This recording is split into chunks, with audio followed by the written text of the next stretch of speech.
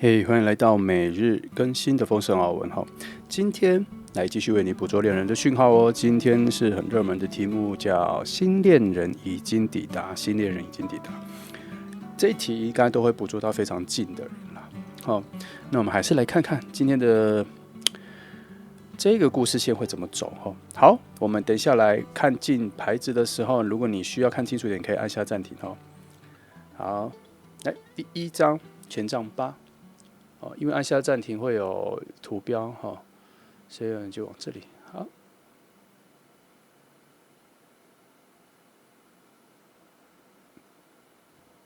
好，第二张是愚人牌，愚人牌哈。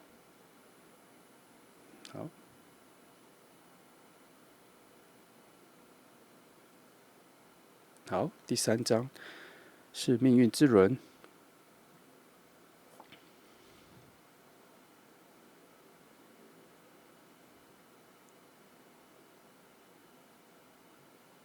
好，我想你们都会选了哈。那选好之后，我们就开始吧。好，那我们就从选择1号牌的朋友先开始哈。今天的题目是新恋人已经抵达哈。那这是今天的牌，今天的牌哈。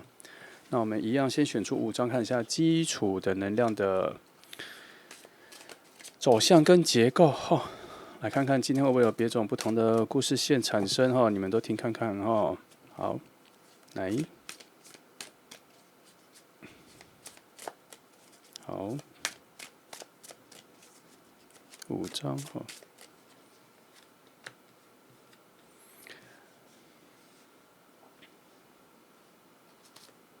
好，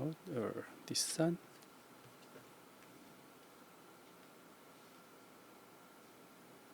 第4，第5。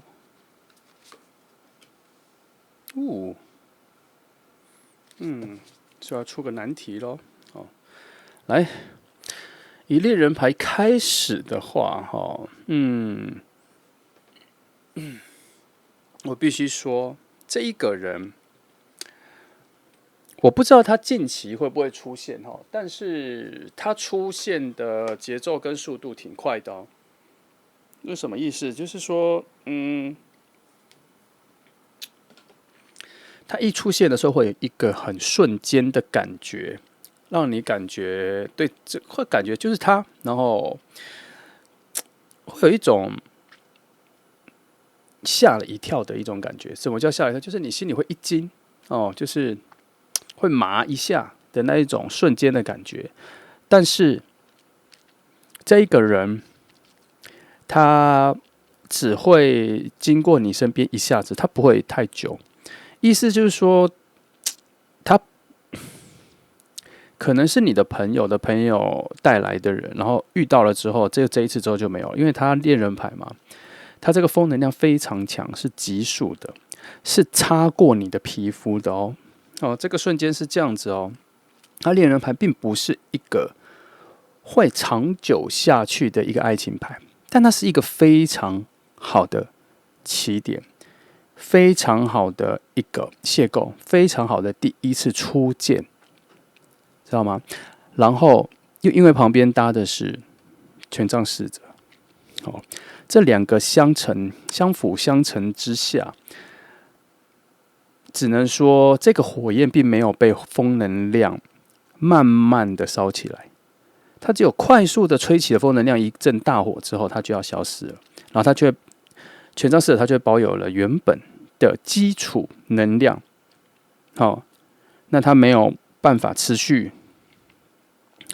然后权杖3告诉你的是，它会渐渐的离你越来越远，因为它走的方向不在你这里，它有自己的走的方向，可是在路途中遇到你，所以它会跟你擦身而过，可是擦身的那一瞬间是非常有力道的，但它没有。本质上没有在为你停留，那这样子我们要怎么抓住它？就是在那一瞬间的时候，要把握住机会，因为还是有机会它会留下来的。它有一点像是说很快速经过了，它就算想留下来，可是带着它的能量是急速的，所以他要如何，你要怎么让他在这个瞬间跳车，这件事情很重要。好，所以我只能说，现在看到的牌是它会出现在一个很重要的时间，时间很短，那就只有那一次机会而已。好，有一点点风险啦，就不是很安全，不是很稳定的一个能量会经过你身边啦。那再加上宝剑三在这边做一个阻拦，它阻拦了什么？阻拦了你们瞬间遇到的时候的那个爆发能量、爆发的爱情能量的量体容量，就是因为这中间带着你们两个人的某种对于爱情的害怕。其实你们两个遇见的时候，其实有一种很急速的火花会爆发出来。就像我说的，就这两个遇到的时候，它会瞬间爆发，可是一下就要消灭。那一瞬间，其实啊，它可以慢慢的消下来，但是你们两个也对于这种一瞬间爆发的感觉，也产生了质疑，也产生了害怕。会觉得不会这么快，感觉不会这么又快又浓烈，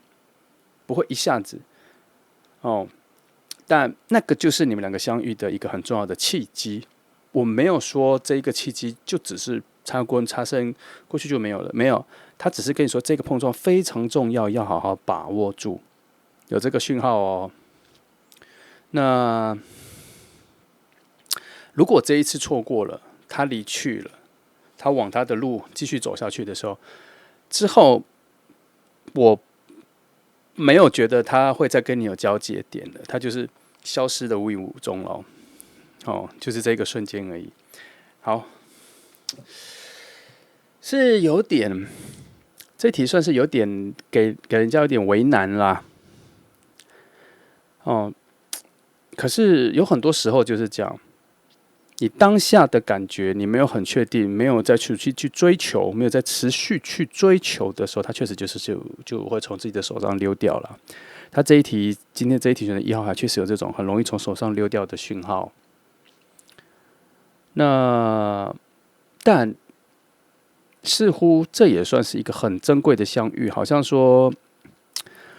其实我现在还没有看到说为什么要让你们相遇啦。如果这么难掌握的话，为什么还要相遇？我没有看到理由，这等一下后面会翻。但是我有感觉到这一个相遇的能量是非常难得出现的，在你的人生旅程中很难得出现的一个瞬间。只是这里的速度感跟节奏感实在是太快了。我也很难说应该要怎么把握。我们等一下再看后面就会知道有没有什么更好的讯号说可以把握住。基本上它会出来，就是说可以把握，也有机会把握。不会没有那么的为难，因为如果他要错过就错过了。那还好皇后牌在这边出现了，他在一个整个这个事件的背后底下说，没有，这一件事情就是有一个很重要的收获，有东西要给你。这个人要给你们，还是这件事情要给你，不知道。但是这一件事情确实是有很重要的收获要领取。但是女军师牌还有一件事是，这个控制力，你要怎么抓住这一瞬间，还是取决于你们。他把控制力这个支配感交给你们了，因为他在一个很隐性的位置给予你支配感，有点像是偷偷的给你，有点像偷偷的告诉你说这一件事情还是有机会可以掌握住的，它不会只是一瞬间遇到了就没有的。他也有说，当你掌握住之后，后面的馈赠礼物确实是属于你们的，只是这一次皇后牌没办法主动介入去把这一个支配力、掌控度跟控制欲由他来主导抓住。这一次是有点偷偷给你，请你自己抓，因为他在一个很隐晦的方式，有点像是不该给你们遇见，可是这一次偷偷的让你们遇见，请你把握住，有这样子的讯号。所以才会有一点点选择1号牌的朋友，这一次相遇不难，应该说相遇真的不难哦，但是把握住留住对方在自己身边，这就有一点难度了。他有很多原因，就是没有察觉需要抓住这个人，因为我们很少会立刻发现说这个人其实只有今天晚上或是这一周会出现在自己的生活里，或是今天晚上已经是最后一次了。很多时候我们到外面去跟朋友吃饭或什么时候，通常都是那一个人要离开前一晚的最后一餐，或是最后一次的跟朋友的见面，然后我们会遇到他，隔天可能就不见了，回国了，出国念书了，去哪里了？好，所以他那一次，你的掌握住那一次的见面非常重要。好，而且这里有一个重要性是，它甚至重要到会改变这一个人的人生的路径。因为权杖3他讲的是他有在走他自己的一条路，但是你今天出来做了一个拦截跟抓住的时候，他并没有说他没有说一定会抛下你的存在而走进那一条路，他也有在说这路是可以转弯的，就看这一个节点如何决定他要继续往下走，还是选择另外一条路，也有这个讯号。他在权杖3在这里定的是一个未来的路在哪，是否有再多一条，是否还是保持原位？他在讲这个。好，如果没有大改变，那他就保持他原本要走的路就好了。好，所以第一号牌确实有一点点，有点像玩游戏啦。哦，把一份很重要的事情变得比较挑剔一点，有难度，有挑战哈。我是不喜欢这样子，但是没办法，似乎女王牌在这边出来就在说，似乎后面的好东西很值得你们挑战一下去领取，似乎也在说你们两个的相遇蛮特别的、蛮重要的、蛮珍贵的，也有这个讯号。然后我再往下看哈，好。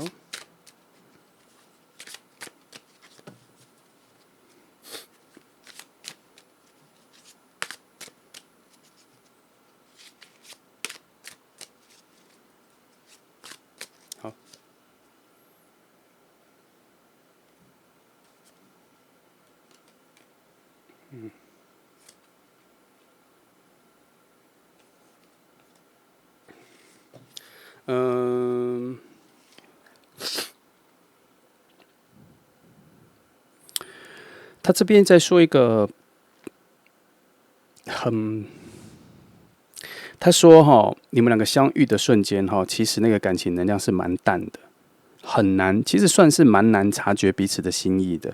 所以这一题错过的几率确实是很高，因为真的很难在这么短的时间就察觉对方跟自己的喜欢。但是我在前面这一组的时候，确实有看到他有一个警讯，就是你遇到他的时候，你一定会有一个很特别的感觉，但是因为两个人的水能量的里面细度不够浓厚，所以会有一种很强烈的不确定感。主要还是因为刚认识，怎么可能会有那么强烈的确定感？可是他要的是你们第一次见面的时候，是否真的有那个强烈的感觉正在影响你，很想要持续见到这一个人？如果有，就是这个人。好。但是这一个感觉会有一点点打破你原本对爱情的安定性跟稳定性的概念。譬如说，怎么可能第一天就有这么强烈的感觉？应该要慢慢相处才会有的这种，他在第一天会打破，那你会对爱情有一些的想法上的质疑，会觉得说，会自然的跟自己说，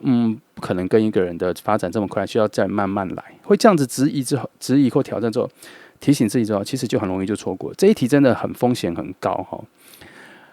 必须要非常有警觉性，要瞬间要感受非常清楚，不然他就会淡淡的从旁边走掉。但我这样子看下来，我觉得如果没有感觉到，让这个人淡淡的走掉，就让他走吧。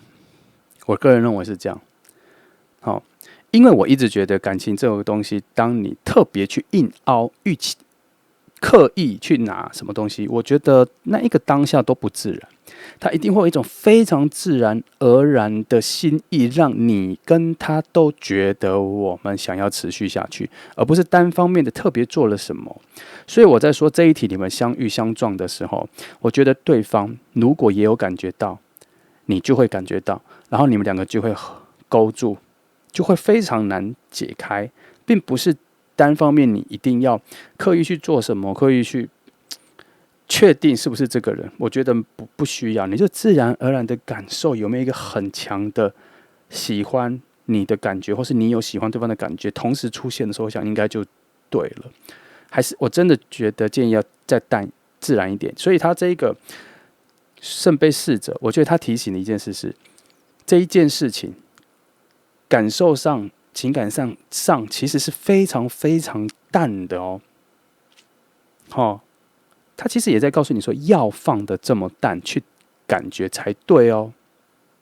因为他可能有点在危机，在提醒说，如果一开始就这么爆裂或什么，会有一种迷失、茫然、鲁莽、随便乱决定的讯息会出现。所以他这边做了一个很严正的提醒说，一定要用非常 pure、非常简单的爱情感觉去看待这件事情的发生。所以他这件事也在映射一件事情，这次你们两个遇见的时候，确实会有一种很强烈的感觉会跑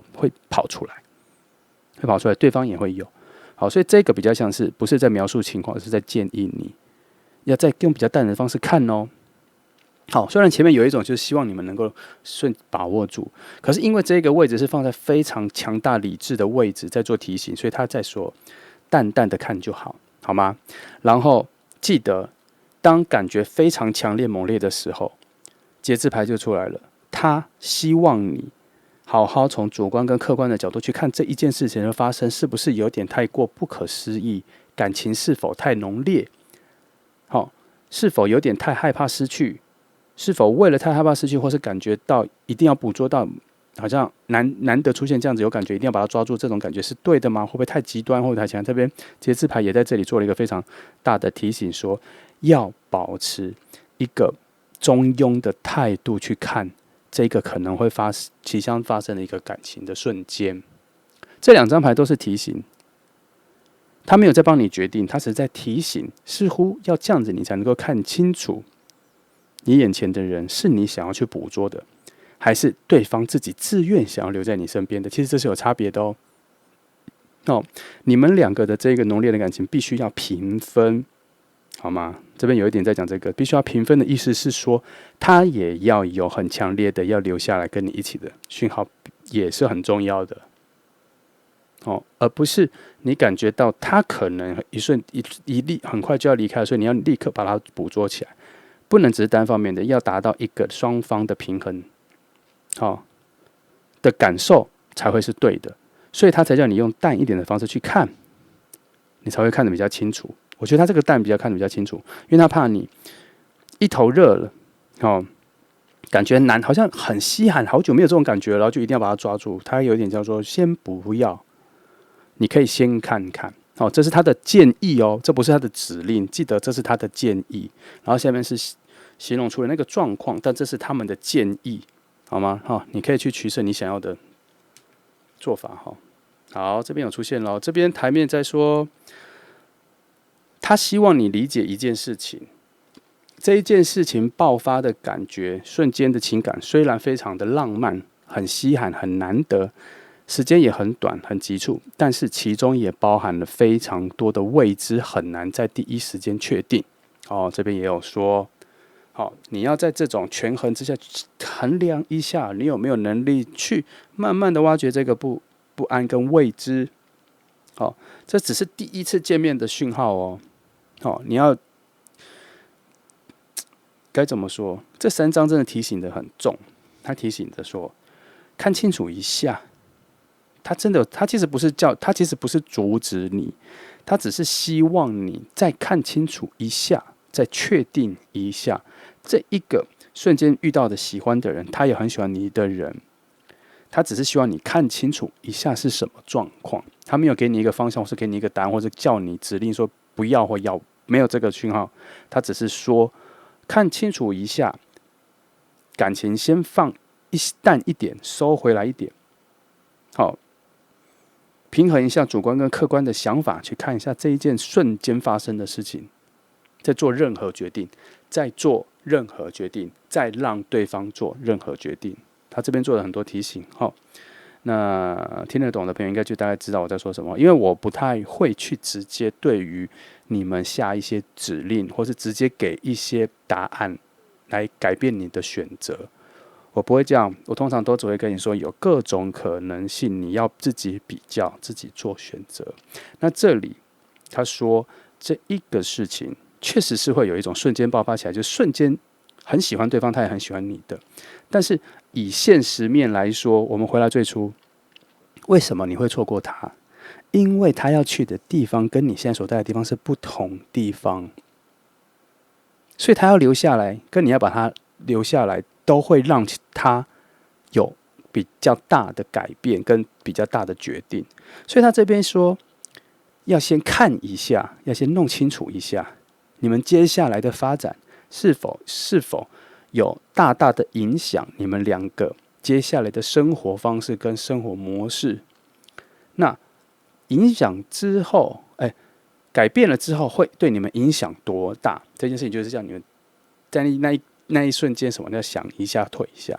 或是干脆就退一下，淡下来，让它自然发展之后再看看，不用现在就抓住，也有这样子的建议。希望你听得懂啦。好，那这边也有在鼓励，不如就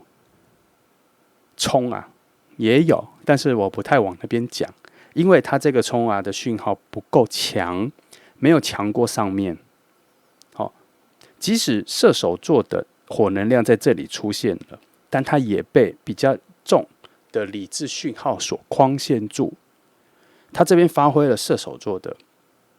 安静、冷静的优点。不是我们一般所认为的那一种火象星座。这边射手座的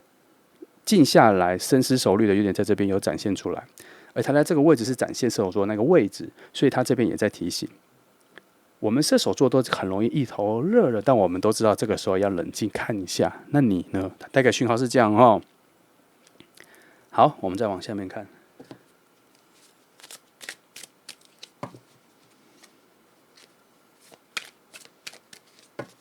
好，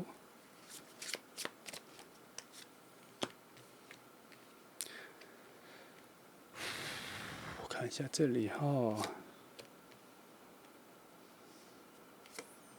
好，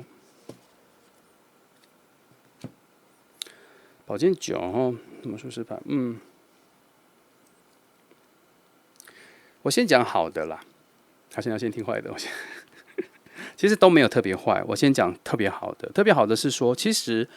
你现在做的决定有没有要把它留下，跟没有把它留下，都不是坏事。这边先说的，都是在去显化一件好事。那这边我突然有看到说，至少你们这一次的相遇已经建立了非常好的关系。那未来会不会在一起，只差在是不是现在跟未来而已。所以我发现他这一条路其实最后会转一圈会回来，他不是直接就消失的无影无踪，因为讯号出来了，他没有消失的无影无踪，只会有一种时间，这段时间先不在你身边的感觉。难怪前面会说要慢一点，仔细看一下。但是他这边也有一个说，无论留下来。这感情直接在这边发生，或是没有在，都很 OK， 都还好，都还好，都没有不好，都算是一种，因为他在这一个非常正面的位置，他在说，反正显化的任何结果都是好的，都是充满善意的，都是充满慈悲的，都是充满正念的，所以只在于。你有没有特别有占有欲，希望他现在就留下，还是你可以慢慢等着关系慢慢成熟，先从网络上慢慢联络就好了，以后有机会再在一起或什么，也有这种讯号，可以有时候也不急。主要为什么我一直说这么急？因为这个风能量太强了，这个风能量在这个位置太强了。这边有风火能量在吹，然后又火能，就是这个位置太强了，它。一直有把这个节奏加速的很快，很快到没有抓紧就跑掉的，所以他才有很多的建议牌出现说，没有那么快，也不用那么抓紧，时间可以放慢，你可以看清楚一点再说。有这样子。那这边还好，他帮你下了一个台阶是都还好，什么决定都是往好的方向走，后面的发展自然而然发生也可以，你要把它强制抓起来，硬凹把它留下也可以，没有什么大问题。倒是宝剑9这边有说，其实这整个过程也不管你选了哪一个，都会有非常多的烦恼啦。当你遇到这个人出现之后，烦恼就都开始了，这是唯一要面对的事情。但是这些烦恼也是把你们带到好的方向去，并不是把你们拖垮或什么，没有，他还是把你们拉到好的地方去。什么样好的地方去？就是越来越知道你们两个人的关系是什么，也知道要怎么样让两个人的关系越来越好。无论他有留下或没有留下，你们都会找到好的路。所以这两个搭配起来，我都觉得还好。事情就算难复杂，但你们都往好的方向走，任何决定都 OK 哈。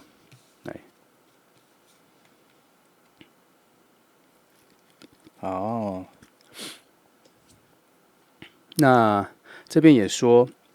因为魔术师牌有说任何决定都 OK 的情况下，所以保权杖二说你们是有智慧跟能力能够讨论出接下来要往哪个方向走啦。好，他留下来，还是你跟着他去，或是什么，你们都有能力能讨论出两个人要在一起之后的状况。我觉得他这个节奏很快，快到说好像连交朋友都没有，就好像直接从交往开始。这一组是这个讯号哦。所以上面跟下面，我觉得他们是不同概念。上面比较说决定你们接下来的发展蛮重要的就要仔细想一想。而下面说还 OK， 怎么决定都是往好的方向走。所以他们两边是持不同的概念，在提醒中间的你们。好，所以选择1号牌的朋友，先做一个小总结，就是你近期可能真的会遇到一个一见到就特别有感觉的人，然后当下你们两个可能会因为会知道谁可能没办法在这个城市或这段时间在这里留太久，也就是说你们没办法隔天就变成情侣关系，然后每天在一起，是有这个讯号。也就是说对方可能是从很远的地方来。怎么来？有很多可能就是他从国外回来，然后现在又要回去了，或是他其实在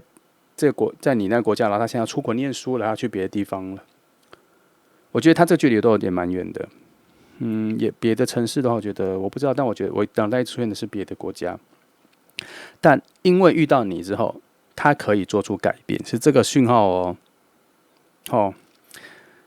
我只收到这么大的讯号啦，他可能也有小的，就是可能是换到另外一个城市去工作，或是没办法待在跟你同一个城市，不能常见面，也有小也有这样，但是我收到的是最比较大的那一个，所以我才说，如果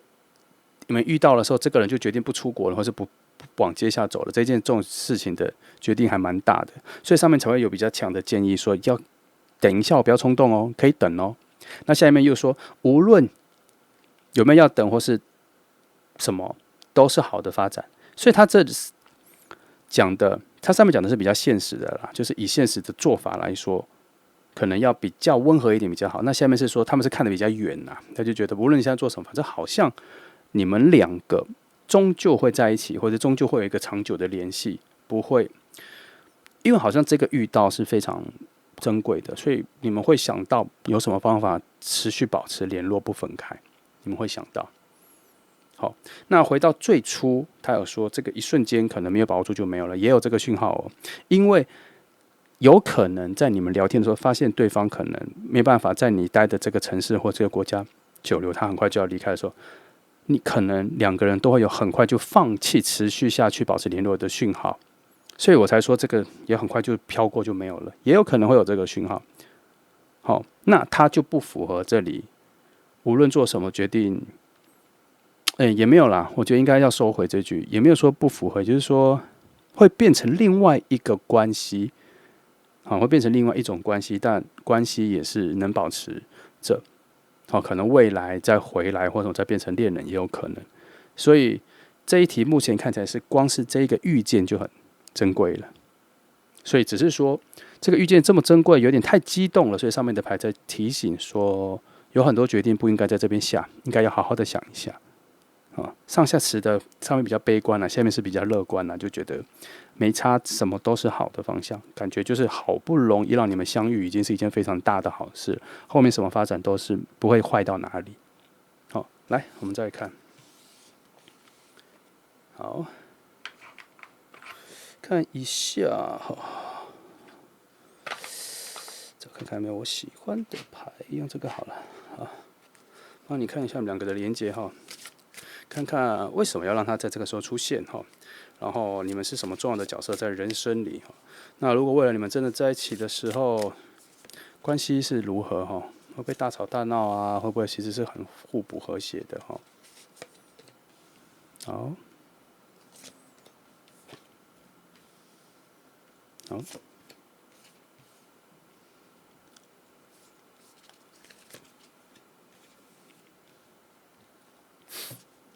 好，我看一下。哦，9，好。他其实也说了，其实你们两个并没有会遇到的这一个设定，也没有一定要遇到的这一件事，真的是这一次遇到的时候，是真的是一个很巧合的交叉点遇到了。好，那，你们是两个完全不同的能量，而且一个有外向，一个有内向。一般来说，你们两个不太会交集到，所以第二次又讲了一件事是，你们这个交集真的确实是很难得，很难得啦，所以才会有遇到的时候就爆发。因为说你们两个本来应该就适合了，应该就会有感觉了，可是他并没有能量，其实没有。好像很接近，然后遇到，或是有什么世界的开了门，然后让你们遇到，没有都没有这些设定，也没有能量去指挥，这个真的是一个非常巧合的遇到，连能量啊各方面路径都不支持，所以这真的是有一点像是奇异点的发生，让你们两个遇见哈。那你们后来就算真的会相处的时候，你们会处在一种非常温的水的能量，然后这个能量其中带来了某种让你们两个一直会在一起的力量。其实就在你们遇到的时候就有这个力量，你们有一种绵密的连结，有一种很强的力量，让你们两个有一种不太想分开，或者就算是个时候分开，也会想尽办法的要持续的保持联络。这也难怪说魔术师牌跟这里说，无论你们决定什么，走到什么方向，其实都没有差，因为你们两个并不会因此真正的分开，只是时间上的、身体的、肉体的分开，物理上的分开。可实际上心灵上的联系上还有很多方法可以让你们连在一起，只是时间可能会拉得更长一点。然后把空间也拉开了，但是关系上是往好的方向走。那这里在做的提醒，我大概也明白。他们说，请你再想一下的是，可能也在说不急在现在，但如果你一定要现在也是可以，因为他现在要说的是，如果急在现在，一定要让他对方应该说对方自己也可能也想要留下来哦。好，只是看你给他的诱因有多大。但他留下来后，他可能要做的更改变，就比他自己想象中的大很多。那这其中可能会连带来很多的责任感跟负担感，因为表示你的出现影响了他重大的决定，你自然会分担一些心理的压力，也会有。但是只是看你们有多想要在这一瞬间发生的感觉，想要让它具体成为一种关系，就是看你们当下的决定。好，这题我觉得一开始蛮复杂的，后来就变得比较清晰了。那我把它总结一下，总结就是你近期我说的近期就是3个月到6个月，有可能啦，这是最大的机会，就是有可能会遇到一个你感觉很强烈的人，可是现实来说，空间、时间来说，好像没办法当下或瞬间或是短时间内就在一起。所谓的在一起，就是交往了，然后平常可以约见面，没有，他的时间跟空间可能已经会要去比较远的地方，或是跟你不同，有一个很大的差异点。因为一开始相遇的时候，就是两个不同方向的两条路的交叉，瞬间交叉。那你们可以强制的做一些决定，要让他留下，还是做任何改变，他也要自己觉得哈，不是都是由你做决定哈。那牌面说，可以慢慢想，但无论做任何决定，都是往好的方向走。好，这边有说，总结就是这样。好，那就这样哈。那这是选择1号牌的朋友，希望能够给你一个未来的方向感，有比较好的选择跟想象哈。那就这样，谢谢你来听哦，祝福你。好，我们现在从选择第2号牌的朋友开始哈。今天的题目是新恋人已经抵达，新恋人已经抵达哈，这是很热门的题目。我们一样来从选择抽5张牌来看一下哈。好，5张哈，来，1、2哈。3、4、5，好，就这5张哈，来，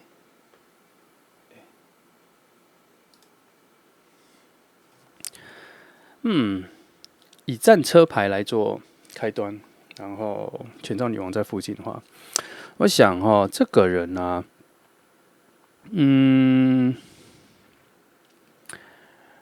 我觉得他已经认识你了，而且他是有备而来的哈，他是他会跟你告白，他会跟你表达。哦，我先觉得，我先保守一点说，他很有可能，会先从开始跟你示好开始，但我又觉得这个太保守了。我觉得他会直接跟你说他喜欢你了，他会有一种想要交往的意愿，这个讯号会很蛮明显的。因为战车牌又搭配了权杖女王，哦，它这个整个你们两个现在这个能量重叠的这个世界的讯号很强，交流很强，很直接，很破题哦，开门见山。那我觉得也有一种胆识啦，哦，他不是勇敢，他是胆识，因为他其实不算是，我必须把它说破，就是他不算是内在或是心灵上已经把之前恋爱的伤口什么那些东西都已经清理干净，或者已经完全全新的没有，但是他把这些东西转成他一种反省，一种助力。他虽然还有一些伤，还有一些感觉，但他不会眷恋，他已经往前走了哦。因为战车牌在这边，他已经往前走，他已经往前走好一阵子了。但他人的坦诚，他没有办法忽视身体内在里面有一些过往哦，但他不会成为他的牵绊了。那他转化的不错哈，因为权杖女王在这边，他把一些负能量转成正能量的能力转得非常好。然后在他的思维思绪里面，也已经走到了一个比较新的概念里。这什么意思？就是他已经分析好以前的自己跟现在的自己有所不同来，然后他已经进阶到一个新的自己，有新的概念、新的价值观、新的生活方式，也包括了新的爱情的想象跟怎么讲，他对爱情有自己新的做法了。哦，所以我觉得，我这边看起来是再成熟一阶，再成熟了一阶。那他对你的想法有在更未来式，然后你在他眼里其实算是比较难的一个挑战。哦，对他来讲是难的，他觉得没有可以很容易获得你。哦，在他跟你的比较里面，他觉得他需要有一些努力，然后也需要一些诚意啊，所以他跟你表白，或是跟你让你知道他喜欢你的时候，他会慢慢的让你喜欢上他，或是慢慢的让你肯定他。他不太介意你原本喜不喜欢他，他比较在意他怎么去表达出来，让你有对他有更多的喜欢啦。哦，他心里觉得自己值不值得是另外一回事，值不值得你是另外一回事。可是他觉得，如果他没有把自己好好的表达给你，让他自己错过你，这是他自己比较难以过得去的事情。所以他对你的好，还有一部分比较像是说，他想让你知道他的好。哦，他是这样子的人，他的主动性很强，哦，澎湃的心很大，但是他有一个缺点。他其实情绪上、情感上的敏感度不够，他有一点鲁莽哦。他以为他分析的很清楚，整个感觉跟你做什么是对的，什么，可他其实对于感受你的感觉的能力比较差哦，这就差了一点点。不过，但是他处理事情、面对一些现实世界的事情、处理一些杂事什么的能力就蛮强的，因为他属于比较逻辑性的。整理的排列组合性的，它不是靠直觉的，不是精神力的，情绪各方面很难立刻影响他，也不是说不完全影响他，但是不太会影响他做决定或是往任何地方走。好，好，大致上这样，我们再看一下哈。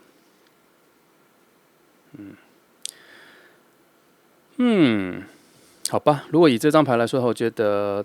他的缺点有凸显出来了，他有一点点太觉得自己的方法是方法，我觉得这大概跟我们前面讲的差不多。因为他感觉不到你的感觉啦，所以他其实没有办法敏感到你的喜欢或不喜欢，他必须要问，他必须要从很表面的观察，所以你只要有刻意的收，有刻意的不讲，其实他都观察不到。好，那简单来说，这个人不错，但是有一点硬，个性有点硬。好，那如果你是喜欢沟通的人，我觉得你应该要大方的去把你的想法讲出来。但是你可能会有一点小小的碰壁，因为他不太习惯这类型的沟通，就是感觉，你觉得我感觉这样不舒服啊，怎么感觉这样有点太多了嘛？他不太习惯这种。你要跟他沟通的时候，你要把事情讲得比较清楚，说什么事情在这个时候，我觉得有点太多了，然后我觉得这个应该要听听看我的想法，要用这种逻辑去讲。好，不要比较难用诉诸于我的感觉好不好？这种他比较听不懂，不是说他不太听，是他听不懂。那这是初期相处啦，可能要花一点时间，慢慢找到你们的平衡点。平衡点包括了这个理性沟通有在，然后还要再多加一些是属于感情、感觉的、直觉的。好，就是你直觉觉得这好像不好，那他会觉得没有啊，看不出来什么，你就要告诉他说，有的时候你的直觉各方面来说，也是你的经验所创造出来的一种很准确的感觉。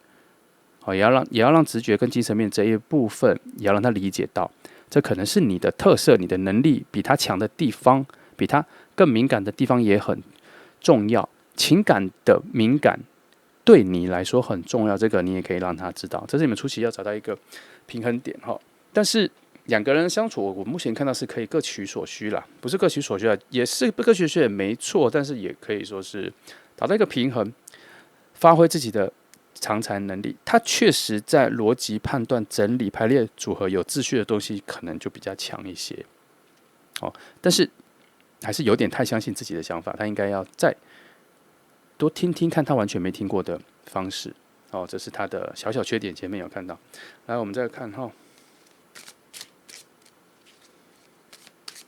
好，好，好，好，嗯，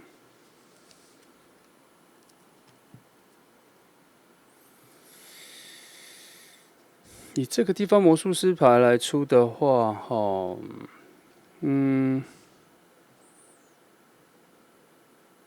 其实他有说，其实你们两个的认识，确实是算是一种很协调的组合。然后你们其实可以一起去完成某些事情，而且是几乎完全互补的。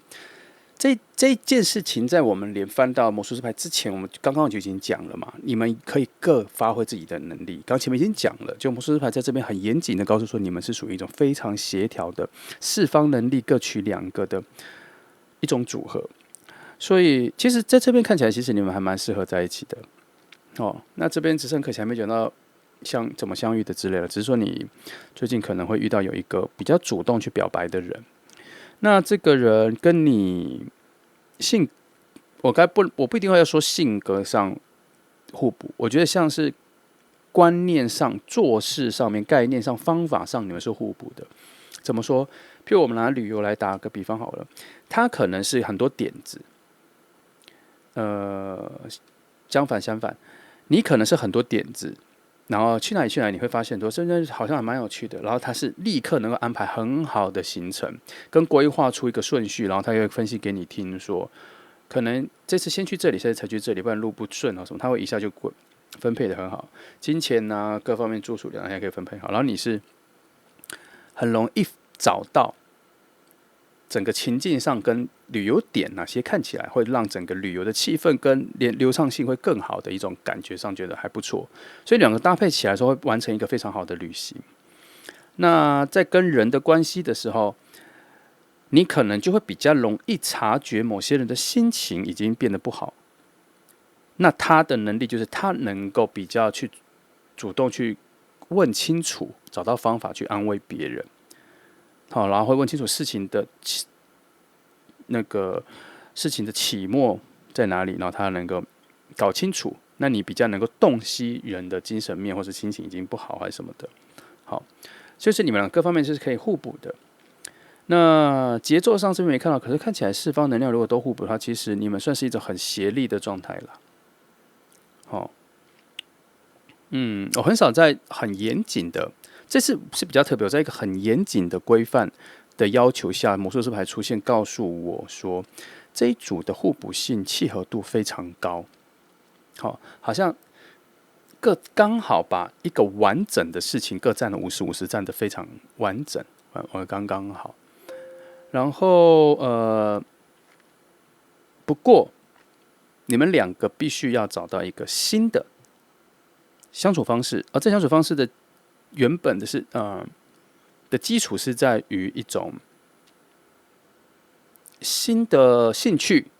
新的向往，而不是原本的。你们要能够创造一个新的东西，而不是找到两个人适合的相处方式，而是要找到两个人新的相处方式，是你们本来没有的。然后找到新的兴趣、新的习惯、新的相处时间点，可能会改变你们原本的每日的时间表，会有一点点，可能要挪出一些时间是专门为你们两个的。你们要找到这个东西来看。好吧，这边有说了你们第一次见面的时候就蛮互相喜欢了。他需要你理解一件事情，他需要你们知道一件事情是，其实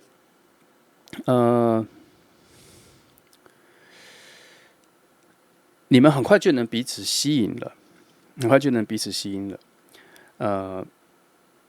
那这个吸引力其实把你们拉得很紧，所以其实一开始初期的时候，你们会因为两个人是完全不同的人，其实你们两个人一开始看起来是完全不同的人啦。我这边一直看到是两个有点拔河的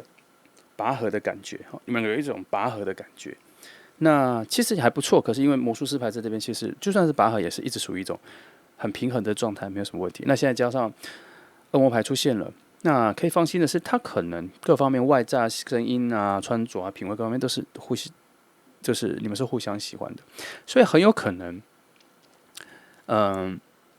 他第一次遇到你的时候，他就很喜欢你了。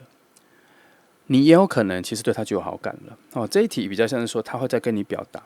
可是我刚刚回到最前面，我觉得他比较像是他先看到你，所以他会有一个主动性去跟你做更多的互动。可是你这边感觉还连那一个被动都还没有出现，所以我调整一下，我觉得应该还不认识，但是他已经看到你了，所以他现在要找一个机会来去认识你，有这个节奏跟这个顺序那这些都是后面的啦，相处还不错，你看起来会喜欢他。你看他，你们两个互相是会喜欢的，第一次见面只是比较不同，两个比较不同，所以一开始会有一点卡卡的，还需要非常前面还需要一点点的时间去了解一下彼此的不同然后慢慢就会发现，其实还蛮互补的，蛮协力的。然后我们再往下看。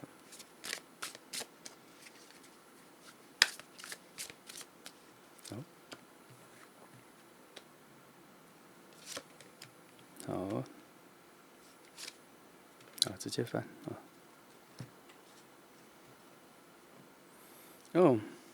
这边讲，其实你们情绪上表达其实蛮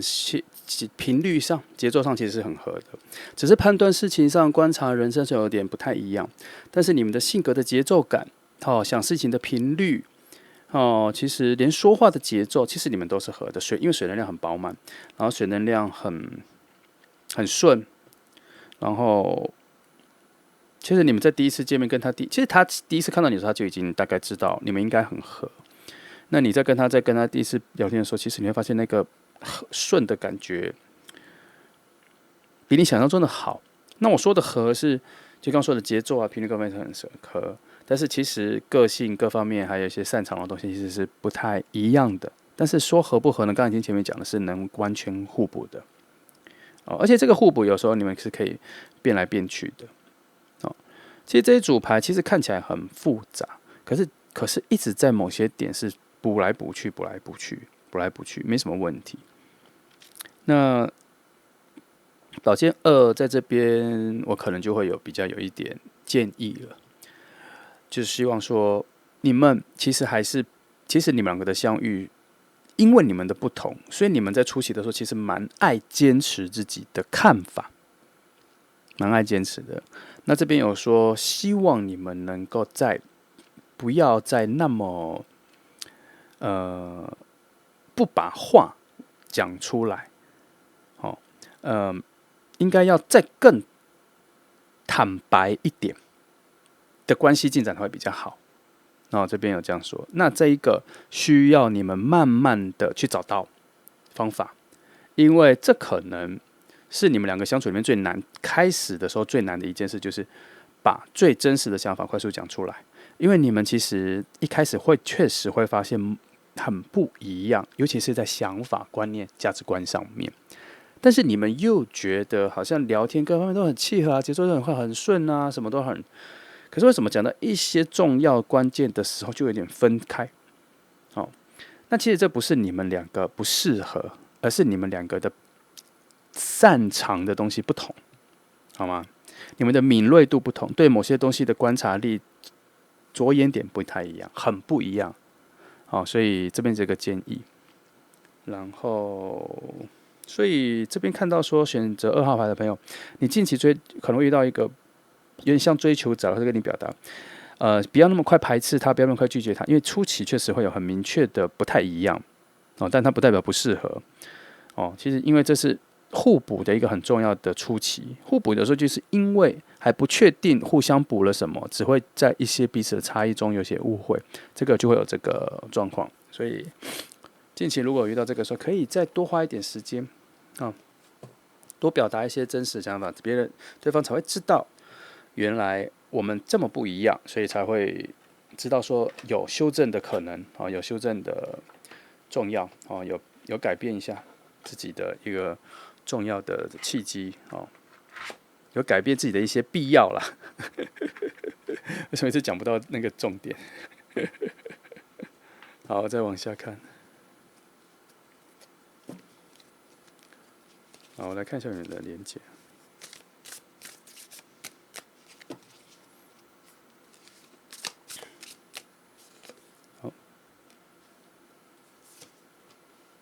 好，大概知道了。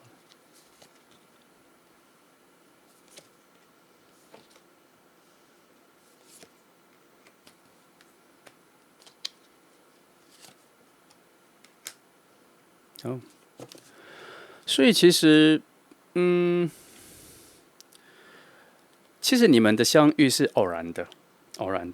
可是一次遇到他看到你之后就感觉很对，因为他内心可能有感觉到某种超乎平常的一种平静跟舒适感。他看到你的时候他有一种心跳停止的感觉。他看到你的时候完全被吸引住，所以。但是他他没有办法第一次遇到的时候就主动，是因为他发现有某种不安是他难以控制的，就是你所散发出来的那个陌生感是他还没有遇过的。但是他被你吸引住的时候，他没有办法在第一时间就表达出来，所以他可能还要再找别的方法才会跟你说，或是再明确的表达。因为他第一次看的时候有点慌了，他的不安感跟不知道该做什么，也不知道他该要什么。他不知道该要什么，是他不知道要在你身上得到什么，只是他一开始的时候看到你，感觉很强烈被镇住了。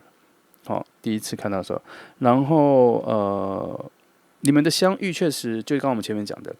你们开始有相处，如果已经答应要试着交往的时候，其实你们两个就会很快找到一种新的自己的生活方式。就像我刚刚前面有讲过的，你们可能会在自己的生活中挪出一些时间，是只有你们两个才会生活的方式，或是只有你们两个才创造出来的节奏，才会两个人的兴趣会有新的。反正你们会创造出另外一个两人世界，跟你们原本的时间线的世界是有所不同的。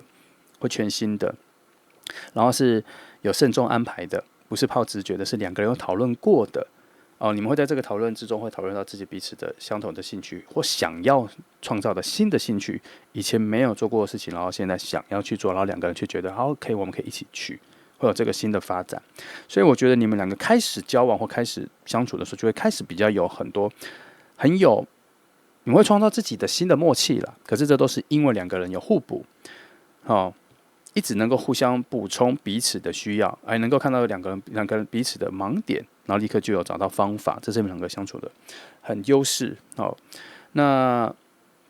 到了后来，慢慢的累积下来的时候，就会有些成果了。什么成果？就是你们的生活会找到你们的很适合你们两个的节奏，然后这个节奏，其实，在某方面来说，也让你们变得比较有魅力。你们两个在这一个相处的两个关系里面，其实变得比较有魅力哦。应该要从朋友那边会发现出来。那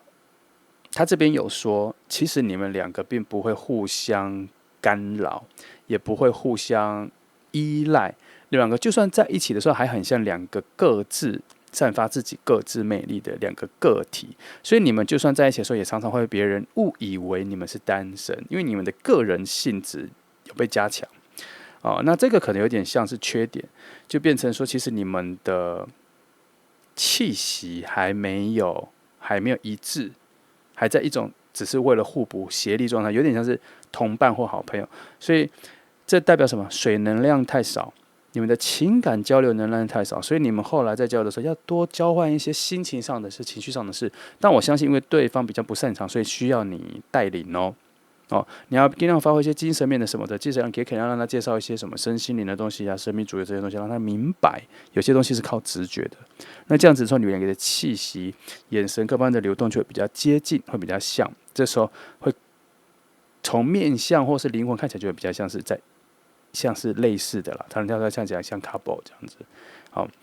只是说也没有不好，只看你要不要追求。你们原本就是一个个人独立性特色还蛮强的人，两个人在一起的时候其实没有太大的改变，反而还会再去强化、再去加分个人的特质。但是这个缺点就是，可能会吸引到别的人来追求，因为你们太像是单身的一个样子了，个人能量太强。你会想说怎么会发生这种事？但是有时候就是这样啊，有些人看起来就是很像一个个体。像这些个体好像没有在依赖任何情感或什么的，有些人的特质就会有这个方式出现。来，我们再看其他的地方哈，因为还有时间，我们再往下翻哈。因为今天讲的非常快了，这一题我讲的非常非常快，因为我想要多翻一点。那很可惜，到现在还没有翻到你们怎么相遇啦，这边没有出现，然后也过了。可以翻到的讯息，那个讯息没有出现就没有了。好，我们来看一些别的东西。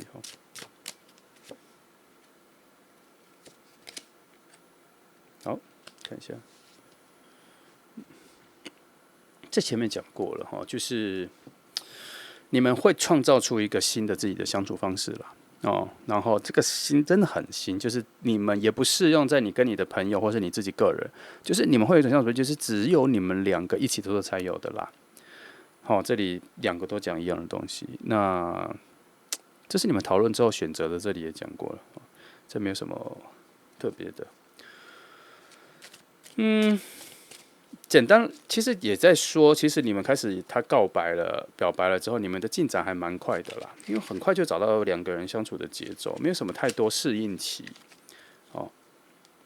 因为不太长。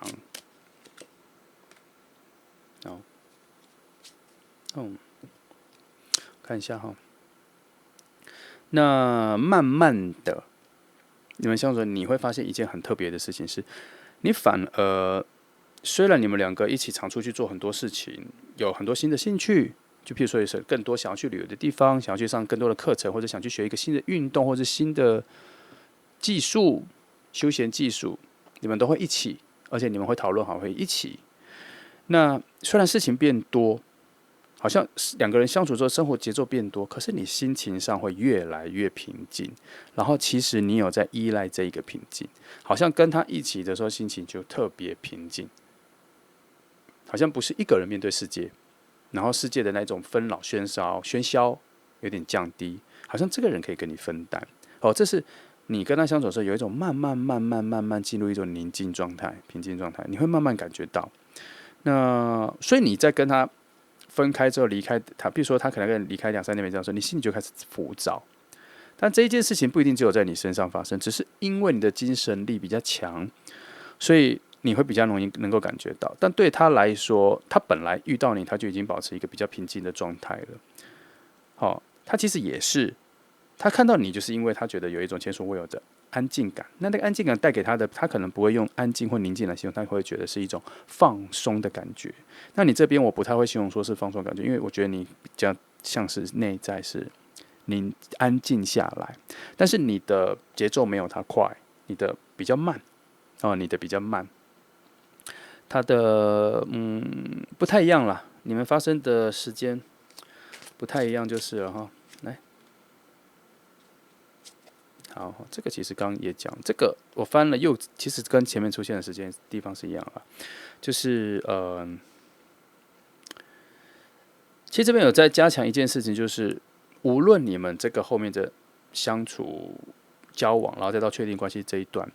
其实每一步都在把你们两个往更好的自己推进。你们两个不太会去消耗彼此。那即使这一段关系最后不是一个长久的，就是确定，就是说就是交往关系，就是交往确定关系之后，可能没有永久。但是你们好像也能成为一辈子很重要的伙伴，因为你们各种生活上的兴趣或什么很互补。他这边真的讲的比较远哈，你们两个这个关系可以走蛮远的，以理智上是确定可以走蛮远的，但是情感上不确定，但是理智上是可以。啊，你们会一直保有这个关系很久很久很久，但是是什么样子的关系定义就不确定，但也没那么重要。在这边看的比较远哈。那再翻一些别的讯号哈。先做一个小结啦。他虽然没有说你们怎么遇到，但是如果你下一个最近会遇到这个追求，我觉得他在某方面来说，很适合选他来一起生活。哦，但是个性上其实不是很合，但是你们在于生活上很互补，有没有很特别？就是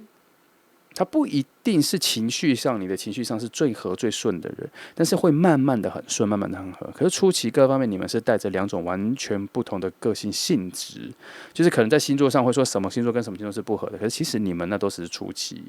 然后你们后来会越来越顺，因为你们的互补性太高了。好，这种是意外的互补性，不是个性上的互补性。我说的意外的互补性是说你们原本的生活经验或者人生经验来说可以互补起来，而不是性格上的互补。所以这边还是有一个小缺点是，其实你们性格上一直都是属于有所冲突的。好，但是因为土能量很多，他有在说你们其实可以慢慢建立出一种自己的生活。刚刚是不是讲了很多次了？所以这是你们两个相处的契机。你们慢慢相处之后，这样子你们就会自然而然的发展出一种只有你们两个适应的相处方式。那这就是你们能够维持在更长久的关系。但是你们一离开彼此身边的时候，就会恢复到自己个人的个人性，跟你的朋友说朋友的个人朋友线的一种相处方式。那我觉得这蛮好的，因为你们创造出一个只有你们懂的一种逻辑了。然后时间会越来越久，越来越久之后，你们会把只有你们两个人的生活空间的时间再放大拉长，因为你们两个在一起的要做的事情还蛮多的，主要是因为兴趣很多很相同，对于向往的事情、生活的节奏感、频率也很类似。前面说了，所以你们会找到生活的进展跟发展的方向啊、模式啊、品味啊。就算连旅行的地方啊，要去几天啊，什么这些东西安排什么时候出去都很相近，但是你们是完全不同的个性，这一点要记着，这很特别。所以你们中间的一些小纷争、小别扭、小吵架都是很正常的，因为你们就是在找到越来越多需要讨论的点，那你们会讨论。那这边前面要回到最前面说的。如果你遇到这个人的时候，记得要好好的把你真心内心的感觉告诉他，因为他真的不太擅长捕捉你的感觉。好，你要把它讲清楚，他才知道说原来感觉是有很多原因所以造成的，他就会修正理性的方式去修正他所做的任何事情，来让你不要有那些感觉，不要那些负面的感觉，把它变成比较好的感觉。所以在这边你要多做的是要把你内心真实的感觉讲出来，因为他真的不擅长捕捉这个。好。大致上是这样哈，那这是选择2号牌的朋友哈。2号牌讲很多，又讲得很快哈，希望你能够帮助你找到一些未来的方向感哈。那就这样哦，谢谢你们来听，祝福你们。接下来我们来从第3组看第3组牌的朋友哈。今天的题目是新恋人已经抵达，新恋人已经抵达。来，我们来看一下哈。好，我们先从一样5张牌来看哈，来我们来慢慢讲哈。好，第1张，OK， 2，第3，第4哈，第5，好，从这几张牌来说的话，从圣杯5来看这个讯号的话，好，我想一下哈，这一个要来的人哈，该怎么说？我觉得他在找一个他想要的那个人，他心里其实蛮明确知道他遇到了对的人，那个人的心里的感觉是什么。他看了非常多的人，观察非常多的人，并不是说他交往非常多的人，他观察非常多的人，他都觉得他常常误会了他以为的那个样子。这怎么说？就是他可能觉得 A 是他想以为的，就不是 B 不是 C 不是，他慢慢的累积出一种比较准确的感觉，知道自己想要的人、想要的爱情的模样的一个完整的样子是什么啦。其实这一个应该是说，他会比更多的人、大部分的人更清楚，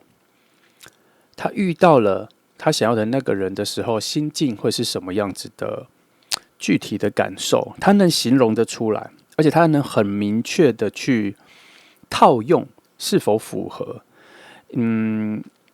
听起来很像是很理智的，可是其实是他对于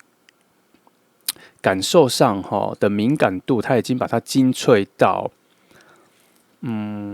很细致了啦，很细致了，很晶莹剔透了啦。就是说，他的感觉比较不会用一些比较广的形容词，他能够很精致的用几个句子或者几个词来去形容他想要的人。那这个有一个缺点，从我目前看起来有一个缺点哈，他会把爱情的感觉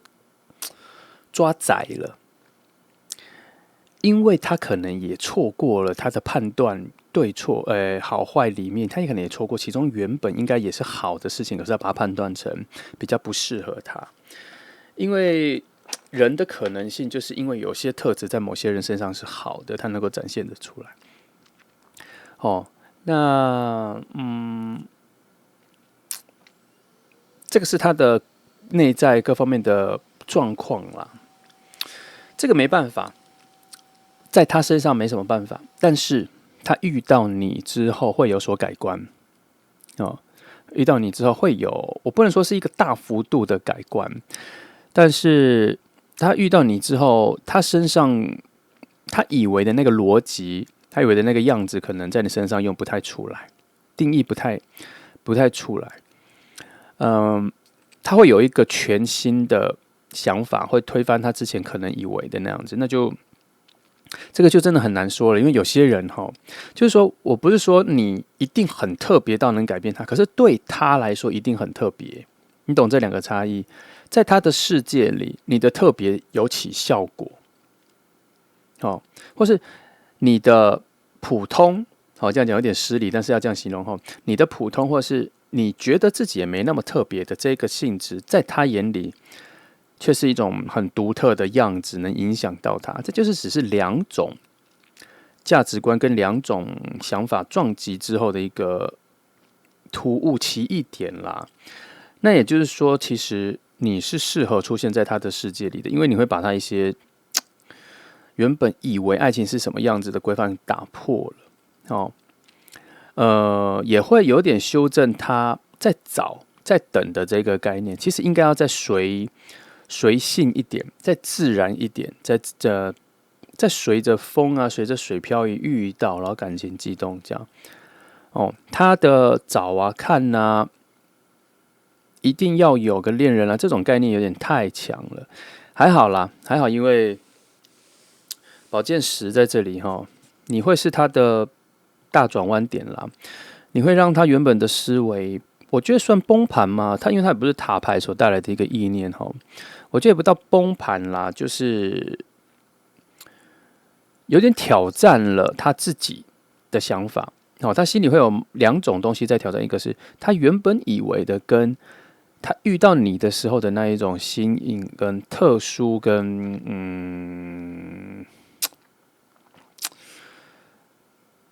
不在他的规范里的这种性格啊、气质各方面会有点打乱他原本以为的爱情世界是什么。而且你的出现跟你影响他的速度极快因为权杖八的关系极快。再简单来说，就是他对你的感觉，的心情的悸动变化很快，有点在推着他要去跟你表达什么，去跟你，他会想要蛮主动去接近你的。主要除了是他喜欢你之外，感觉很特别之外，他还有一个是他想要去确定那是什么。所以他在这个过程里，他很快就会有点改变了啦。然后他也能分别出来你出现之后跟之前的他的想法的改变，所以他有一些小挣扎，是小挣扎，但是会改变，所以才用宝剑十来说，他其实会挣扎，他会有些旧的观念会死去，会逝去，会消失，所以会换一个新的。所以你对他来说，在他眼里是蛮复杂的啦，蛮复杂的，主要还是因为可能你的出现所带来的水能量跟爱情能量大过于他之前很多的状况，所以他有点难以招架。该说是他一看到你就迷恋了吗？还是什么？我觉得他有很多种层面。第一，他有可能是一看到你就对于你的各种事情就很迷恋；第二，是你所带来的个性、气质、气场，你的表示什么的都不在他原本以为的他会喜欢的人的选项里。然后有些东西是可能被他之前排除的，可是你又充满了吸引力，所以就像我刚刚一开始讲的，他如果这样子把爱情想得太局限了，他会错过有些特质在别人身上是好的，这个状况就在你身上出现了，所以他有一点摆动了，你知道吗？就是不确定现在该如何，但其实这个就是爱情出现的状况啦。你怎么可能还有办法在自己的逻辑跟原本以为的状态里控制好？那就不太，我觉得那个爱情的悸动就没有那么，它要有一股洒劲，要有一股冲动那个悸动才会强那这是我觉得的啦我觉得这样会比较接近那个浪漫值但是他控制不了因为圣杯骑士一直在这里拉着他。在影响着、跟对抗着他以为的爱情的模式吗？还是什么的？反正他在跟他以为的爱情状况，在跟他现在所面对的一个爱情状况在对抗。怎么说？就是眼前的你所带来的那个爱情气氛，跟他以为他会遇到的不一样。所以圣杯七跟圣杯骑士这里在对抗着一种方向感，在对抗着一种现实，一种爱情会出现的一种现实感，这里在对抗着。但是他是幸福的，其实你也是幸福的，因为他遇到你的时候，其实是有两股很强的水能量在那边营造你们两个遇到的一种浪漫气氛跟爱情气氛。也就是说，你们第一次遇到的时候就有蛮好的情愫或是一种想恋爱的感觉。你这边我不确定你带来给他什么，或是你心里有什么，但是我可以比较确定他那边蛮澎湃的他那个水能量从他那一边来的很复杂，但是很汹涌，很澎湃啦，很满啦。好，来。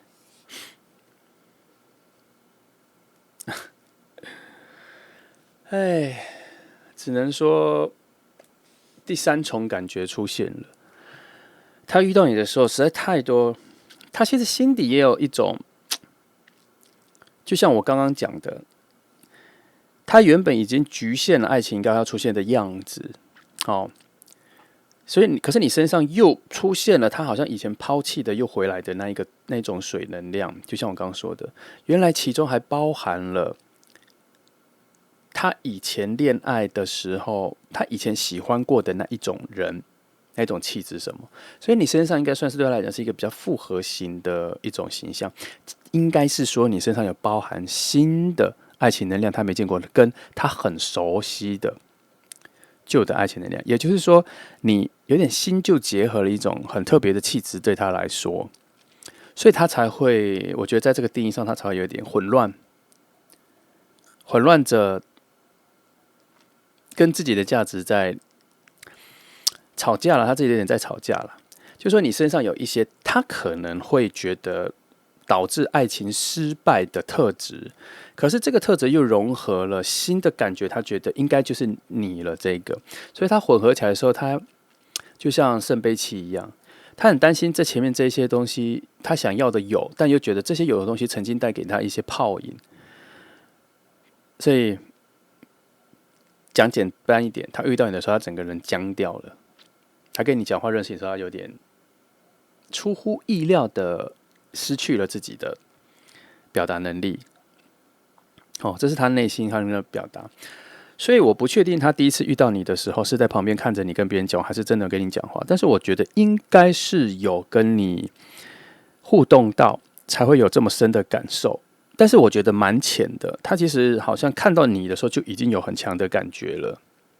然后再看到你跟别人互动啊，或什么的时候，感觉累积起来什么的，或者在旁边听你跟别人讲话啊，或什么，他大概有确定自己心里的感受。我保守的说，其实他可能还没有跟你互动到，因为我觉得他因为这些水能量啊，这些情感的冲击、满意，让他有点僵住，无法去施展他想要表达的事情，所以我觉得要等下一次。如果第一次没有什么互动的话，我觉得就算第一次有互动也非常浅，非常浅。那还是有一丝希望是权杖八这边有偷偷说，因为这个关系的情感的节奏很快。所谓的节奏很快，是不是朋友、新朋友再到交往？他的节奏是他已经进入到他想跟你有更进一步的交往了，所以节奏蛮快的。所以他其实也是有一点可能是他其实已经跟你讲过话了，但是我个人是觉得应该还没，但是有近距离看到你过。然后你们有共同的朋友，没有共同的圈子，不知道是工作的还是朋友，我觉得应该是朋友出去玩的时候有。然后他有非常近距离的观察你，所以他知道他喜欢你什么，这一点我觉得是很确定的了。那宝剑十在这里出现有非常重要的意识，除了是他这些爱情价值观的改变之外，他还有别的意识。这个等一下我们后面再翻，因为我觉得他有别的讯号在别的位置。来，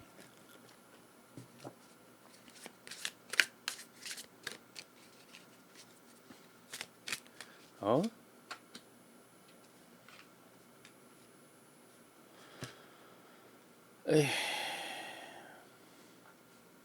好。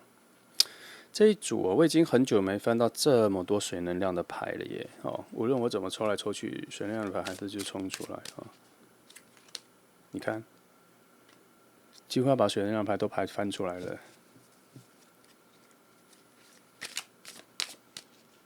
我直接翻好了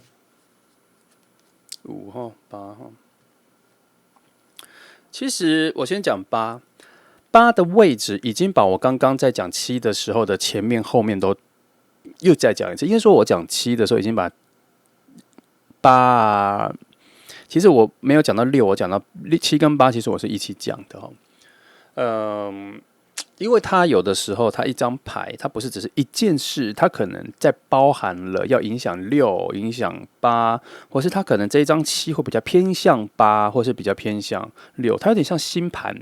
就是说，你可能射手座12月或是狮子座什么，你生日的时候，你可能会在比较最后一个礼拜或第一个礼拜的时候会被前一个星座或前一个影响，就看弱点在哪里。那这个7出来的时候，我看他其他的这个顺序的时候，我就觉得他应该是先往后，就是先往接近8，他的心境上是先往8。在我翻出6之前，我是觉得他是先往8的。然后结果6出来的时候，我才发现是原来复杂度提升到这么高。所以8再出来的时候，我那边在加强的一件事是，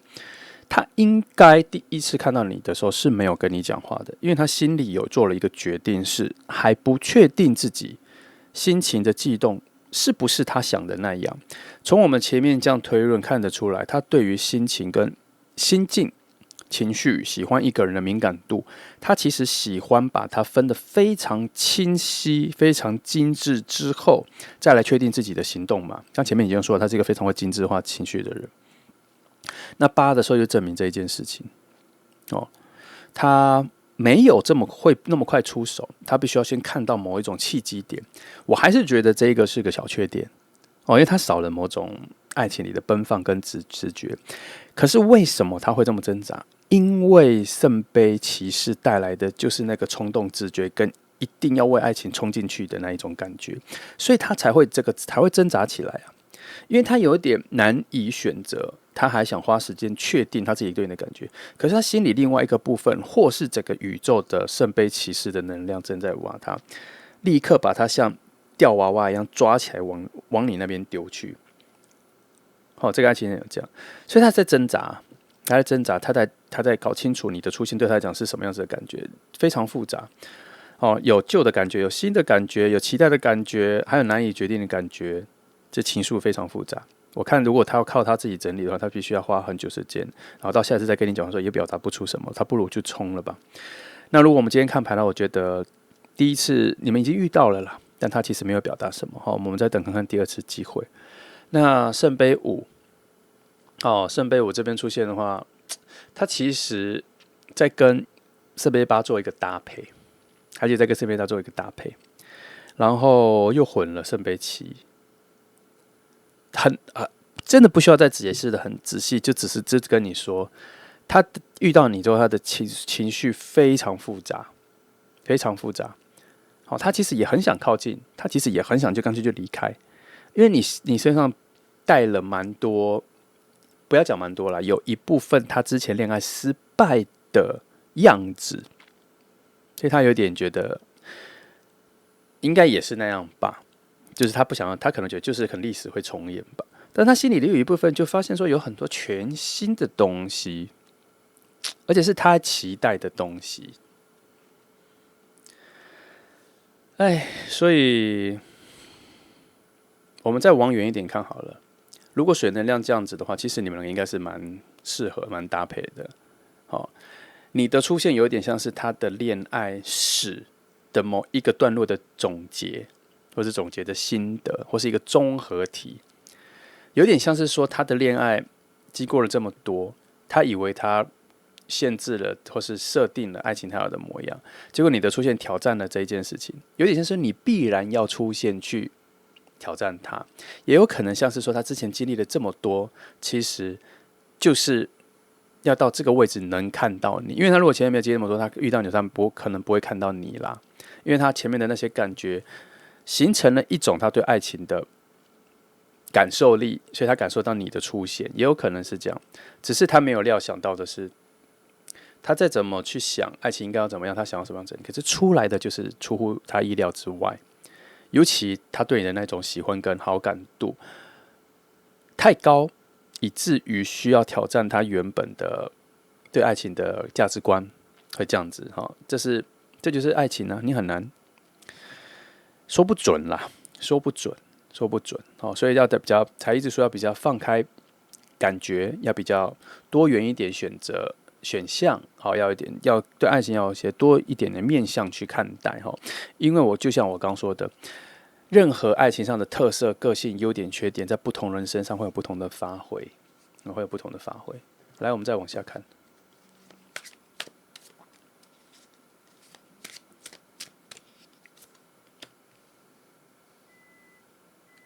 好，这先按哈，来，我来把皇后牌讲一下哈。那皇后牌出现，他希望他理解一件事，也希望你理解一件事。这件事情，这个感觉，这个人，其实给他熬一下哦，因为皇后有说，其实这是一个理智的控制，有介入了，感觉有介入了，他在有一点能量在控制说，也许他现在不这么照进是对的，或是趋近于比较好的走向，因为皇后牌出现的时候，表示后面有所丰盛，有所礼物，有东西，有可以期待的好结果。那这边用非常理智的方式来告诉你的意思是说，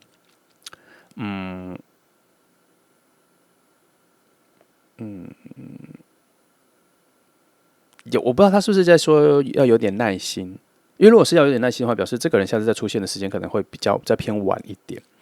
但是我就觉得他另外一个是说，要有点耐心去看他这一个人对于感情上敏感度、细腻度的这一件事情，其实是一件优点，表示说你们可能在一起的时候，他会非常在意你很多小细节，你会感觉到无比的关心跟细腻，很细心去在意你的举动。那这些东西可能换了后面很多好东西，他希望你能够理解这一个人在现在这个状况里看起来像是缺点，可是其实在后面相处里顺了之后，这是一个极大的优点，而且对你来说是好的。在你想要被关心、想要被观察到的一些事情的时候，他也许是能够事先就看到，甚至在你都还没有那么具体的感觉到你心底的那些不愉快是从何而来的时候，他就能够细腻的发现了。所以才说这个优缺点不一定在别的地方就会变成优点了。好，所以皇后牌这边就在讲说，你有些好东西可能要再等一下才会浮现出来。好，需要等一下。我不一定说他一定说要有耐心但是我觉得他有一个未来性，是说有要给你的好东西啦，有要给你的礼物。好，后面有，希望你明白一下，这一个只是开头。那看一下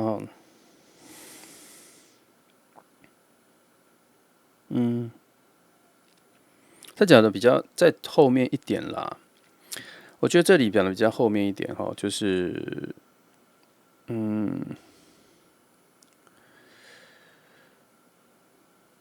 他这一次之后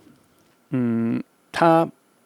其实心里有一个慢慢的有一个新的感受跟新的自己、新的想法会在他心里慢慢的发芽起来。那这个东西是比较发成会到一个时间点的时候，他就会去主动出现在你面前，会去找你，会去想办法在你面前说，然后跟你可能会表达、会表白，因为他的心态已经。他对于爱情，其实他只是这一个确定是不是他要喜欢的人这件事情弄比较久之外，可是他其实心底很确定，跟一个人在一起生活，或是跟一个人交往的时候，什么样才是一个稳定或是舒服的状态，他其实很确定，只是前面这一个东西他踌躇比较久，所以要等到他心里那一个热能、那一个感觉慢慢的浮出来的时候，到一个饱满度、成熟度之后，他就会出现了。好，他就会往你这边笔直的过来，然后跟你表达，他不会浪费太多时间。只是这一个整理阶段，因为水能量实在太多太复杂了，所以真的需要皇后牌讲的，要给他一点时间，要有点耐心那现在来说，我觉得他现在离你有点距离，因为我没有看到直接的连接水能量，反而不是有点是比较像是在你附近去抓一个比较远的能量来看，所以我觉得他没有很靠近你，他在某个位置在等待，在储存能量，在等待，在理解自己的感觉，反正就他在处理一些很内在的事情，然后对于你，那如果你平常有在 po 文章或是 po 照片或什么时候，他其实有在看，他也在感觉什么是好的时间。但是我觉得不会很久啦，因为他这一股能量应该会搭配着火能量的起来那所以好，反正就是要等一下，就对了。没错啦，跟我们讲的一样。他除了远之外，他现在就是跟你保持一个比较远距离，他现在是一个不会有任何动作的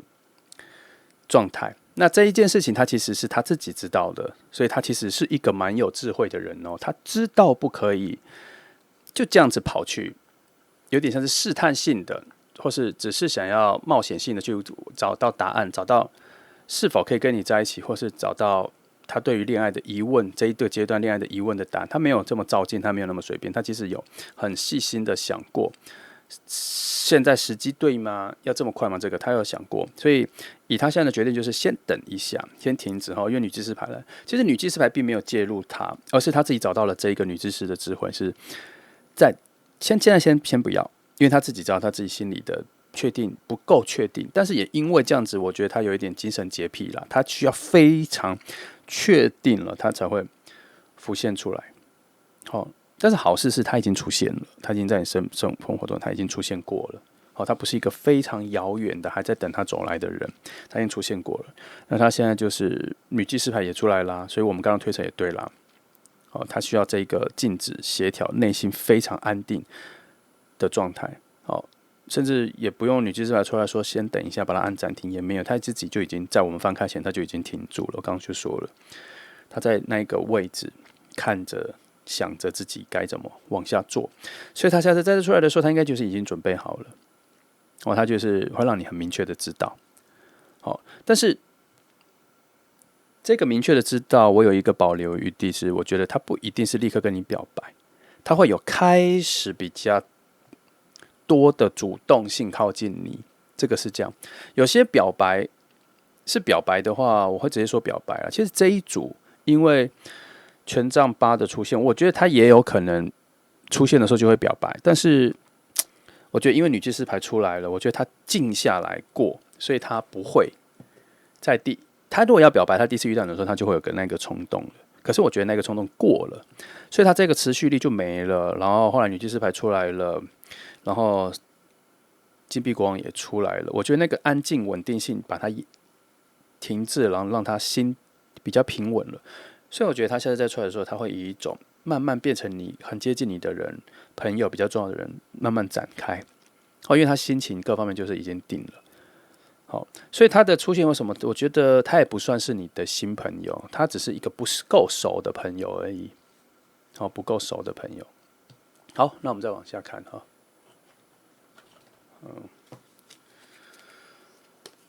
我看一下哈。用这个好了，好看一下你们两个接下来的连接跟各方面哦，来看一下它。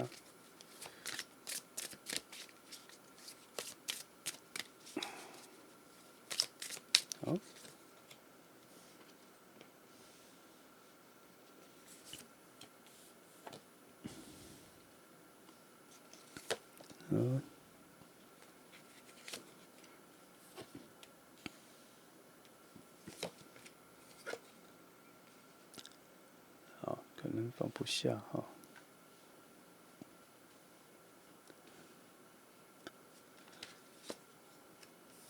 好，那我放一下哈。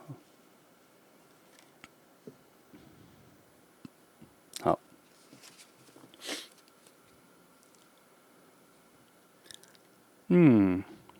是。我必须说，如果以性格上、相处上，未来的话，你们其实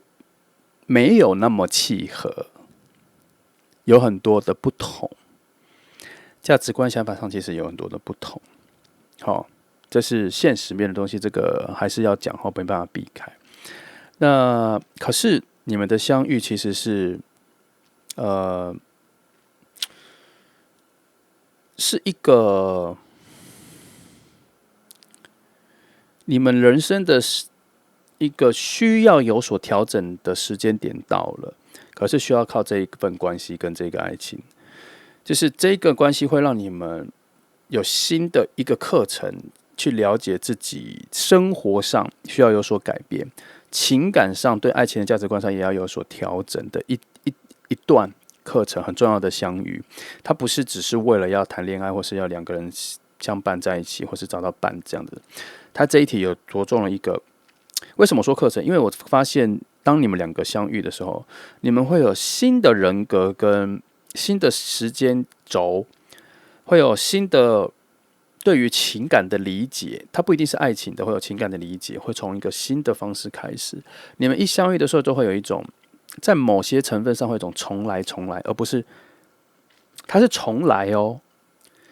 然后变成新的，它不是只是在你原本的上面找到新的。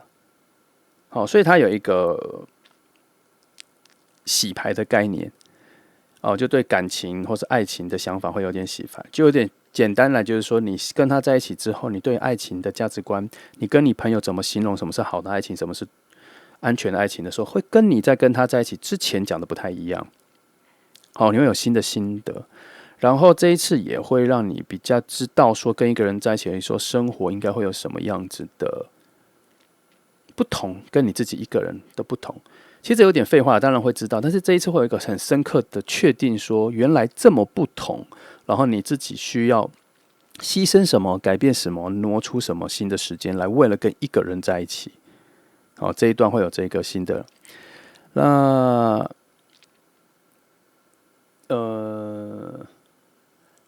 不过这里跟这里多讲一件事情，就是其实你们两个比较更接近，越来越熟的时候，你们会慢慢发现为什么两个会互相喜欢，真的是因为你们有一种旧的熟悉感，有点接近像小时候的快乐的熟悉感，很单纯、很简单，而且很淡。对于情感、对生活各方面要求、期待都很淡的那一个感觉。这是你们两个在一起很舒服的感觉，这也是他第一次看到你的时候就有的感觉，可是他说不出来然后这里有说出来了，说是你们两个遇到的时候，这一个旧的感觉是你们两个最像照镜子的一个特质。什么叫最像照镜子？就是你们最相像的特质，就是因为你们两个相遇或是越来越熟，才发现说你们常常浮现一种小时候的快乐的感觉，所以才让你们喜欢跟这个人在一起。因为那个感觉很松、很轻松，没什么大人的压力，没那么复杂，想事情没那么复杂。它不会让你们沉溺或黏腻，一定想要这个东西每天在一起。可是你们每次在一起，都有的时候会让你们觉得安心舒适。我觉得这可能是你们两个维持感情一直走下去的很重要的一个原因，因为你们会保持一个 pure 的状态。然后，但其实这一件事情并没有显化到这么表面，让你们去追求或是去依赖，而是它有一个心底有一种非常舒适的懒散的感觉，自由自在的感觉，无忧无虑的感觉，在遇到彼此的时候会出现。但这件事情有一个也有坏处，就是当你们两个要面对比较现实的事情的时候，就会变得比较紧张、比较躁，因为好像有什么其他的事情破坏了这种小时候的无忧无虑的乐趣，然后突然在这种感觉里却要烦恼大人的事情。不过这个会慢慢变比较好啦，因为金币侍者这边有讲，你们会慢慢的在里面找到一个新的自己、新的协调也就是说，你们两个相处之后，会有比较多的新的小人格会出来可能是潜藏在本来在你们心底的，可是这一次会把它发挥出来。那这组牌，我觉得整个流程有点转弯啦其实它可以笔直的、慢慢的就稳稳定定的相处，可是这一组在一起，可能要整理心理的东西还蛮多的。虽然你的部分讲很少，讲比较后面可是对方看得出来，对方要心理整理，为什么要这么努力的整理心情，表示他遇到你的时候一定有一个很强大的感觉出现，让他这么喜欢你，好吗？那以你的角度来说，我看未来的感觉，我觉得你不会马上喜欢他，但是你会渐渐的感受到他的温暖、好、细心跟待人的一种和善里的一种很细致的感觉你会知道他这个优点，然后你会觉得很舒服、很安心，然后有被重视的感觉。好，你可以期待一下，他还要一下子好，就这样，这选择3号牌的朋友，那希望给你一个未来一些方向感你可以期待一下，这样谢谢你们来听。